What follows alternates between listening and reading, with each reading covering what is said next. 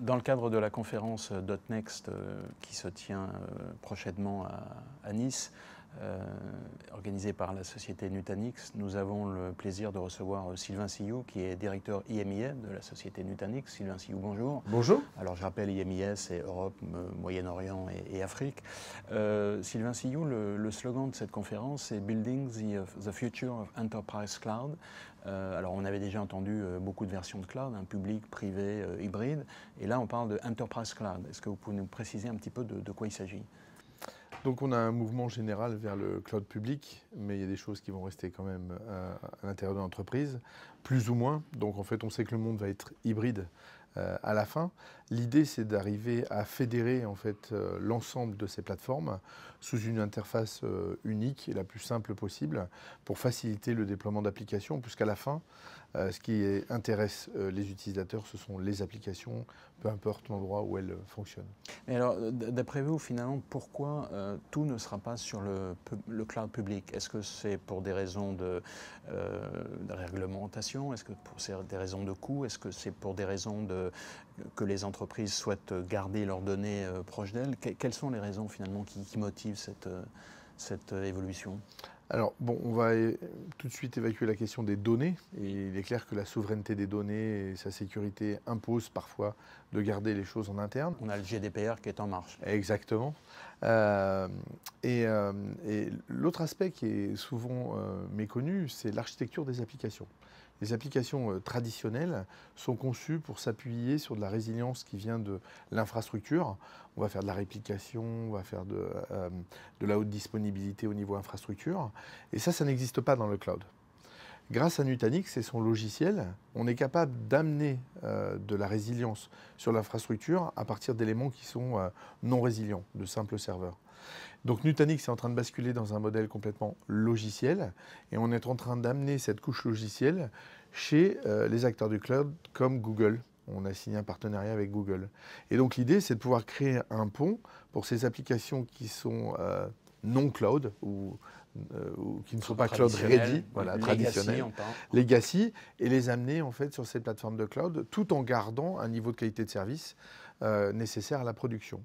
Et inversement, les applications qui ont été créées pour le cloud, qui sont complètement distribuées, on va leur amener la même interface, les mêmes API, pour qu'elles puissent fonctionner en interne et que quand on déploie l'application, on n'ait absolument aucune différence entre les interfaces en local et les interfaces du cloud. Donc on est en train d'intégrer Kubernetes, qui est un projet à l'origine de Google, à l'intérieur de notre plateforme pour rendre en fait cet ensemble complètement homogène. Donc finalement, il y a 15 ans, au début de VMware, on parlait beaucoup de virtualisation et puis finalement on en parle beaucoup moins maintenant parce que c'est un peu rentré dans le quotidien. Quand Nutanix a démarré, on parlait beaucoup d'infrastructures hyper convergées et ça a tendance à se dissoudre finalement avec comme objectif pour les deux d'aller vers le cloud. C'est un peu ça l'idée. Oui, l'idée de départ, c'était vraiment d'offrir une plateforme interne qui présente les mêmes propriétés que le cloud. On n'achète que ce qu'on a besoin au fur et à mesure de ce qu'on a besoin. C'est très simple. On ne passe pas de temps à maintenir l'infrastructure, on passe du temps à maintenir ces applications. Et le gros avantage de Nutanix, c'est qu'on ne détient pas de machines. On n'est pas fabricant de machines. Et vous ne l'avez jamais été? On ne l'a jamais été. Mais ce qui était un peu au départ, on pensait Nutanix comme un fournisseur de hardware, alors qu'en fait, le hardware venait d'ailleurs. Exactement, c'est-à-dire qu'on est une solution logicielle qu'on a packagée dans des appliances pour se simplifier le support et simplifier les matrices de compatibilité. Maintenant, on a nos accords avec Dell et Lenovo et IBM sur la plateforme Power. Et en plus de ça, on est capable de supporter,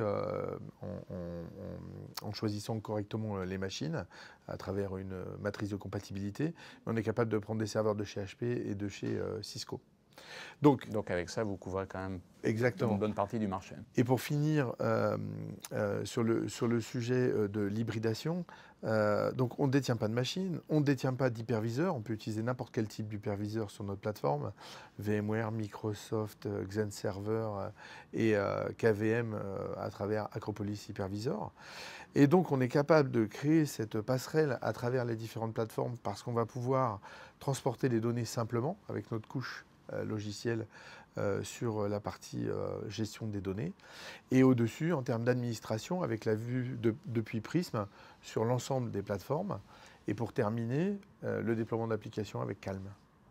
Très bien. Alors, quand on regarde un peu de haut l'évolution du marché du cloud, on a 3 acteurs qui se dégagent assez fortement. Donc, il y a le premier, c'est évidemment Amazon avec AWS.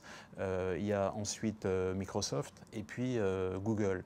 Bon, il semblerait qu'Amazon ait un partenariat assez fort avec VMware. Azure vient de sortir son Azure Stack, donc est un peu dans la logique de ce que vous venez d'expliquer. Et il semblerait que Google, finalement, ça parie un peu avec Nutanix. Est-ce que cette analyse est satisfaisante ou est-ce qu'elle est un peu partielle? Alors, on travaille avec les 3 acteurs. Hein. Avec Amazon, on a déjà des passerelles. On est capable d'avoir de l'hybridation entre Amazon Web Services et Nutanix. Maintenant, avec Google, il est vrai qu'on a signé un partenariat majeur. Donc, on n'a pas encore annoncé tout ce qu'on allait faire ensemble. Mais l'idée, c'est vraiment de proposer à Google, ou plutôt aux utilisateurs de Google, aux clients, d'emmener leurs applications classiques dans le cloud de Google. Et d'un autre côté, aussi utiliser de manière hybride la plateforme Google à travers notre interface. Comme ça, on a la vue à la fois de l'interne et de la plateforme de Google.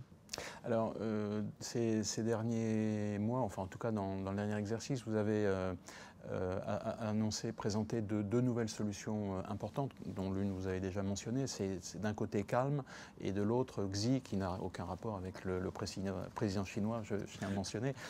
Finalement, ces 2 solutions, comment elles s'emboîtent par rapport à l'existant Alors Xi est vraiment cette technologie Nutanix qu'on va mettre dans le cloud et qui va faire une extension de la plateforme locale, un petit peu comme un iPhone iCloud pour avoir une copie de ses données, etc. Et donc avec Xi, on va être capable de faire du plan de reprise d'activité des applications qu'on a chez soi. Et on est en train de discuter avec Google pour voir comment on peut implémenter Xi à l'intérieur de leur Google Cloud Platform. Mais est-ce que c'est le client qui va être... parce que sur le papier, évidemment, ça paraît très simple. C'est-à-dire qu'on a vraiment à parité le cloud public et le cloud privé. Et donc, le DSI, ou en tout cas la personne qui est en charge de ça, va pouvoir, avec son administration unique et commune pour l'ensemble, manipuler ces données, les passer de l'une à l'autre, les applications, etc. Mais est-ce que dans la réalité, ça va être aussi simple que ça? Alors, pour l'instant, on est au début de la discussion du partenariat. Je pense que c'est en 2018 qu'on va voir les offres se mettre en place. Qui vendra, je pense que Google vendra son offre et nous vendrons toujours la nôtre. Maintenant, il y aura certainement des choses qui seront faites ensemble pour faciliter la vie de nos clients, c'est sûr. Et la deuxième annonce, c'était Calm. Donc, Calm pour Cloud Application Lifecycle Management. Donc, c'est gérer le cycle de vie des applications. Tous les outils d'automatisation qui existent étaient surtout focalisés à automatiser les infrastructures pour les administrateurs. Nous, on considère que l'infrastructure doit être automatique par design. Et ce qu'on va amener, c'est plutôt un outil pour les gens qui détiennent les applications, qui ont besoin de décrire la manière de les déployer, quelle que soit la destination, qu'elle soit dans des containers ou des VM, ou que ce soit en interne ou externe. Et ensuite, de pouvoir définir les opérations autour de l'application, comme le fait de la faire scaler en scale-out, c'est-à-dire la faire grandir, la faire redescendre en termes de ressources si nécessaire, la mettre à jour, etc. etc. Et une fois qu'on a implémenté ces processus, on peut confier à un opérateur l'ensemble de ces opérations sans qu'il ait besoin de connaître la manière dont a été conçue l'application. Donc quand vous dites un opérateur, finalement, c'est quoi? C'est l'administrateur de cet ensemble-là, qui peut être soit dans l'entreprise, soit ça peut être outsourcé, ou Exactement. peu importe qui... Pour le coup, on va revenir à la dernière interview qu'on avait faite sur le DevOps. En termes de DevOps, on va pouvoir définir l'application et la manière dont elle est structurée. Et on va pouvoir la confier à un opérateur qui n'a pas besoin de comprendre ces mécanismes, mais il sait qu'il a des opérations qui sont prédéfinies, comme grandir l'application quand on a une suractivité. Je sais pas, il y a un match de foot et on a besoin que le site en question devienne plus large pour accepter plus d'utilisateurs. Et puis réduire quand c'est terminé, mettre à jour, etc. par de simples clics qui va pouvoir lancer ces opérations autour de l'application. Finalement, l'idée, c'est l'application qui est essentielle et c'est tout le reste, toute l'infrastructure qui doit s'adapter à cette application. C'est un peu ça l'idée. Hein. Dans le domaine des réseaux, on parle beaucoup en ce moment de ASN, IBSN, c'est un peu cette idée-là pour l'ensemble de l'infrastructure. Je pense qu'on est revenu à des principes fondamentaux qui sont que le plus important, c'est ce qui se trouve au-dessus, et après le reste au-dessous doit suivre. Je pense que l'IT, pendant des années, était plutôt sur des problématiques physiques ou techniques qui imposaient des contraintes au niveau applicatif, et là on est en train de retourner c'est la révolution copernicienne, pour utiliser un mot un peu compliqué. Écoutez, je crois qu'on aura pas mal de choses à voir à Nice là, dans les jours qui viennent. Sylvain Sillou, merci beaucoup. Merci beaucoup.